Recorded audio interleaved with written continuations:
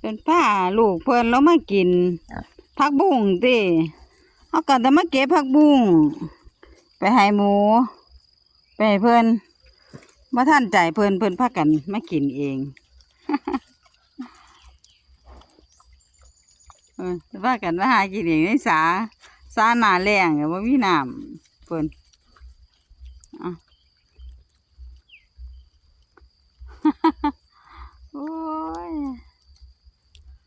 เก็บผักบุ้งไปส่งเพิ่นบ่ทันใจเพิ่น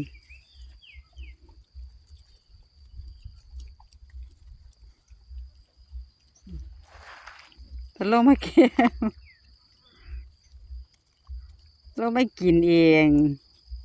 เอามานั่งเก็บผักบุ้งอยู่เนี่ยบ่ทันใจเพิ่น